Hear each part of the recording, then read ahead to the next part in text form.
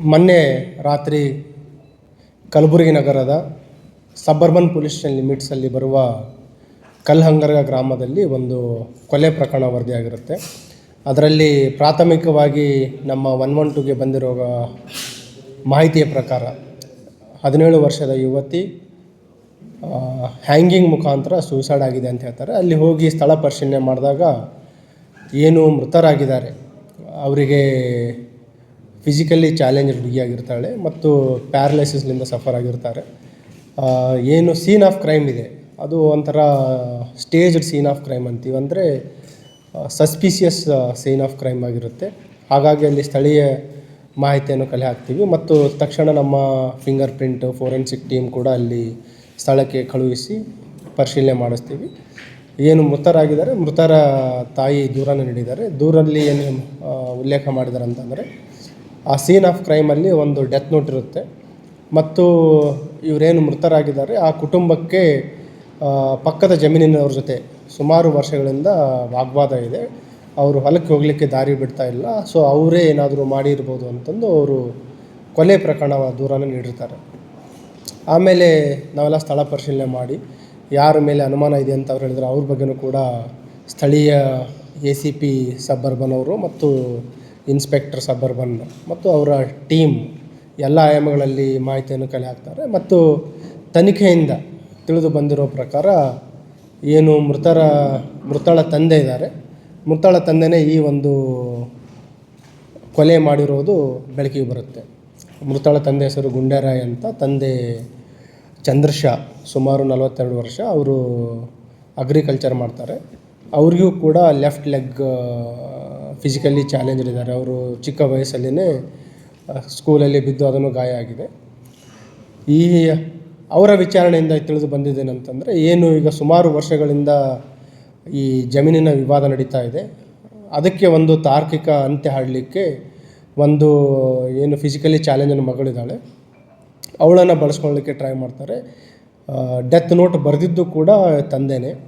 ಅದರಲ್ಲಿ ಕೆಲವು broken sentences ಮುಖಾಂತರ ಡೆತ್ ನೋಟ್ ಬರೆದಿದ್ದಾರೆ ಮತ್ತು ಆಮೇಲೆ ಅದರಲ್ಲಿ ಸೈನ್ ಮಾತ್ರ ವಿಕ್ಟಿಮ್ ಏನು ಮೃತಳಾಗಿದ್ದಾಳೆ ಅವಳು ಸೈನ್ ತೊಗೊಂಡಿದ್ದಾರೆ.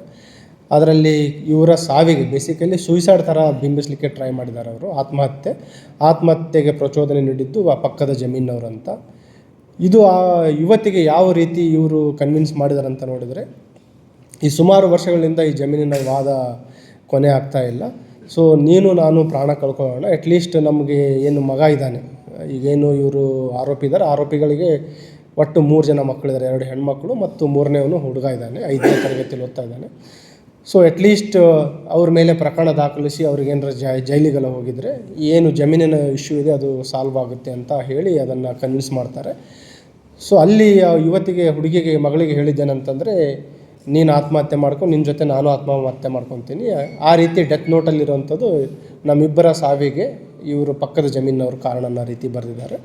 ಸೊ ಇವಳಿಗೆ ಏನು ಕಂಪ್ಲೀಟ್ ಅದನ್ನು ಸೀನ್ ಆಫ್ ಕ್ರೈಮಲ್ಲಿ ಏನೇನು ಈ ಬ್ಯಾರಲ್ ಯೂಸ್ ಮಾಡುವಂಥದ್ದು, ಪ್ಲಾಸ್ಟಿಕ್ ಬ್ಯಾರಲ್ ಯೂಸ್ ಮಾಡಿದ್ದಾರೆ, ಹಗ್ಗ ಯೂಸ್ ಮಾಡಿರುವಂಥದ್ದು, ಪ್ರತಿಯೊಂದಕ್ಕೂ ಇವರು ಅರೇಂಜ್ ಮಾಡಿರುವಂಥದ್ದು. ಮತ್ತು ಹ್ಯಾಂಗ್ ಆದ ನಂತರ ಮನೆ ಬಿಟ್ಟು ತಪ್ಪಿಸ್ಕೊಂಡು ಹೋಗಿ ಮತ್ತೆ ಇವರು ಸ್ನೇಹಿತರ ಜೊತೆ ಹೋಗಿದ್ದಾರೆ. ಯಾವುದೇ ರೀತಿ ಇವರಿಗೆ ಮನೆಯವ್ರಿಗೆ ಗುರ್ತಿರ್ಲಾರ್ದ ರೀತಿ. ಆಮೇಲೆ ಫ್ಯಾಮಿಲಿ ಮೆಂಬರ್ಸ್ ಇವರಿಗೆ ಕರೆ ಮಾಡಿ ಈ ರೀತಿ ಮಗಳು ಆತ್ಮಹತ್ಯೆ ಮಾಡ್ಕೊಂಡಿದೆ ಅಂದಾಗ ಆವಾಗ ಸ್ಥಳಕ್ಕೆ ಧಾವಿಸಿ ಬರ್ತಾರೆ. ಸೊ ನಮಗೆ ದೊರೆತ ಏನೇನು ಎವಿಡೆನ್ಸಸ್ ಇದೆ, first staged scene of crime ಅಥವಾ suspicious scene of crime.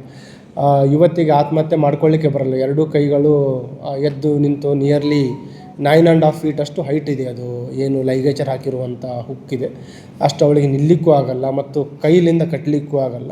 So ಹಾಗಾಗಿ ಅನುಮಾನಾಸ್ಪದ ಬಂದ ನಂತರ ಸ್ಥಳಕ್ಕೆ ನಾನು ಹೋಗಿದ್ದೆ, ಈ DCP ಹೋಗಿದ್ದರು ಮತ್ತು ನಮ್ಮ ಫೋರೆನ್ಸಿಕ್ ಟೀಮ್ಸ್ ಎಲ್ಲ ಹೋಗಿದ್ದರು. ಸೊ ಈ ಒಂದು ರೀಸನ್ ಕೊಲೆ ಮಾಡಲಿಕ್ಕೆ ಆ ಒಂದು ತುಂಬ ನೋವಿನ ಒಂದು ರೀಸನ್ ಕಂಡು ಬರುತ್ತೆ. ಬಟ್ ಇದರಲ್ಲಿ ಏನು ಮೃತಳಾಗಿದ್ದಾಳೆ ಅವಳಿಗೆ ನ್ಯಾಯ ಕೊಡಬೇಕಾಗಿರುವಂಥ ಜವಾಬ್ದಾರಿ ನಮ್ಮೆಲ್ಲರದಿದೆ. ಈಗಾಗಲೇ ಅವಳ ತಂದೆಗೆ ಅರೆಸ್ಟ್ ಮಾಡಿದ್ವಿ ಮತ್ತು ಏನು ಹ್ಯಾಂಡ್ ರೈಟಿಂಗಲ್ಲಿ ನಮಗೆ ಡೆತ್ ನೋಟ್ ಸಿಕ್ಕಿದೆ ಅದನ್ನು ಕೂಡ ಪರಿಶೀಲನೆ ಮಾಡ್ತಾಯಿದ್ದೀವಿ. ಅಲ್ಲಿ ಇನ್ನೊಂದು ಏನಂತಂದರೆ, ನಮಗೆ 2 ಪೇಜ್ ನೋಟ್ ಸಿಕ್ಕಿದೆ. ಡೆತ್ ನೋಟ್ಸು 2 ಇದೆ. ಒಂದು ಇವರೇನು ಮಗಳಿದ್ದಾಳೆ, ಮಗಳ ಹೆಸರಲ್ಲಿ ಒಂದು ಡೆತ್ ನೋಟ್ ಸಿಕ್ಕಿದೆ. ಇನ್ನೊಂದು ತಾಯಿಯೊಬ್ಬರಿದ್ದರು, ಅವರು ಈ ವರ್ಷ ಜನವರಿ ತಿಂಗಳಲ್ಲಿ ಮೃತರಾಗಿದ್ದಾರೆ. ಅವರ ಮೃತ ಟೈಮಲ್ಲಿನೂ ಕೂಡ ಒಂದು ಡೆತ್ ನೋಟ್ ಬರೆದಿದ್ದಾರೆ. ಆ ಡೆತ್ ನೋಟಿಗೆ ತಾಯಿಯ ಫಿಂಗರ್ ಪ್ರಿಂಟ್ ಅಂದರೆ ಥಂಬ್ ಇಂಪ್ರೆಷನ್ ತೊಗೊಂಡಿದ್ದಾರೆ. ಬೇಸಿಕಲಿ ಆ ಟೈಮಲ್ಲಿನೂ ಕೂಡ ಈ ಪಕ್ಕದ ಜಮೀನವ್ರ ಮೇಲೆ ಒಂದು ಲೀಗಲ್ ಆ್ಯಕ್ಷನ್ಗೆ ಅವರಿಗೆ ಗುರಿಪಡಿಸ್ಬೇಕಂತ ಮಾಡಿದ್ರು ಅನಿಸುತ್ತೆ. ಸೊ ಈಗಾಗಲೇ ಅವುಗಳನ್ನೆಲ್ಲ ನಾವೆಲ್ಲ ವೈಜ್ಞಾನಿಕವಾಗಿ ಮತ್ತು ಟೆಕ್ನಿಕಲಿ ಏನು ತಾಂತ್ರಿಕವಾಗಿ ಏನು ತನಿಖೆ ಮಾಡೋಕೆ ಅದೆಲ್ಲ ಮಾಡ್ತಾಯಿದ್ದೀವಿ. ಈಗ ವಿತಿನ್ 24 hours ಏನು ನೈಜತೆ ಏನಿದೆ, ಏನು ಅಬೇಟ್ಮೆಂಟ್ ಟು ಸುಯಿಸೈಡ್ ಅಂತ ಅವರು ಪ್ರತಿಬಿಂಬಿಸ್ತಾ ಇದ್ದರು, ಅದು ಅಬೇಟ್ಮೆಂಟ್ ಟು ಸುಯಿಸೈಡ್ ಅಲ್ಲ, ಅದು ಒಂದು ಪ್ಲ್ಯಾಂಡ್ ಮರ್ಡರ್ ಥರ ಬಂದಿರೋದ್ರಿಂದ ಈಗಾಗಲೇ ಮೃತಳ ತಂದೆಗೆ ಅರೆಸ್ಟ್ ಮಾಡ್ತಾ ಇದ್ದಾರೆ ಮತ್ತು ಅವರನ್ನು ಪೊಲೀಸ್ ಕಸ್ಟಡಿ ತೆಗೆದುಕೊಂಡು ಹೆಚ್ಚಿನ ಒಂದು ವಿಚಾರಣೆಯೂ ಕೂಡ ಮಾಡೋರಿದ್ದಾರೆ. ತಾಯಿ ಅದು ಬೇರೆ ಯಾರ್ದು ರೋಲ್ ಇಲ್ಲಿವರೆಗೆ ಕಂಡು ಬಂದಿಲ್ಲ. ಸಹಜ ಸಾವಾಗಿದೆ. ತಾಯಿನೂ ಕೂಲಿ ಕೆಲಸ ಮಾಡ್ತಾರೆ, ಮನೆ ಬಾಗಿಲು ಹಾಕಿರಲಿಲ್ಲ. ಸೊ ಅವರು ಮನೆ ಹೋಗಿ ನೋಡಿದಾಗ ಇವಳು ಹ್ಯಾಂಗಿಂಗ್ ಗುರ್ತಾಗಿದೆ. ತಕ್ಷಣ ಅವ್ರು ತಿಳಿಸಿದ್ದಾರೆ. ಅವ್ರ ತಾಯಿನೂ ಬಂದಿದ್ದಾರೆ ಮತ್ತು ತಂದೆನೂ ಬೇರೆ ಒಬ್ಬರು ಸ್ನೇಹಿತರ ತೋಟದಲ್ಲಿದ್ದರು, ಅವರು ಕೂಡ ಮನೆಗೆ ವಾಪಸ್ ಬಂದಿದ್ದಾರೆ. ನಮ್ಮಿಬ್ಬರ ಸಾವಿಯಂತಿಗೆ ಅಂತ ಬರೆದಿದ್ದಾರೆ. ಸೊ ಮಗಳಿಗೆ ಹೇಳಿದ್ದೇನಂತಂದರೆ, ನೀನು ಸಾಯಿ ನಾನು ಸಾಯೋಣ, ನಮ್ಮ ಸಾವಿಗೆ ಅವರೇ ಕಾರಣ ಅಂತ ಹೇಳೋಣ, ಮತ್ತು ಅವ್ರ ಮೇಲೆ ಅಬೇಟ್ಮೆಂಟು ಸುಯಿಸೈಡ್ ಆದಾಗ ಸ್ಟ್ರಾಂಗ್ ಕೇಸ್ ಆಗುತ್ತೆ, ಅವ್ರು ಜೈಲಿಗೆ ಹೋಗ್ತಾರೆ, ಆವಾಗ ಆಟೋಮೆಟಿಕ್ ನಮಗೆ ದಾರಿ ಮಾಡ್ಕೋಬೋದು. ಮತ್ತು ಅಟ್ಲೀಸ್ಟ್ ಅದು ಏನು 2.5 ಎಕರೆ ಜಮೀನಿದೆ, ಮಗನಿಗೆ ಅಟ್ಲೀಸ್ಟ್ ಅವನು ನೆಮ್ಮದಿಯಿಂದ ಬದುಕ್ಬೋದು ಅಂತಿದೆ. ಅವ್ರಿಗಿರೋಂಥ ಆಸ್ತಿ ಅಂದರೆ ಬರೀ 2.5 ಎಕರೆ ಜಮೀನು ಊರಲ್ಲಿ.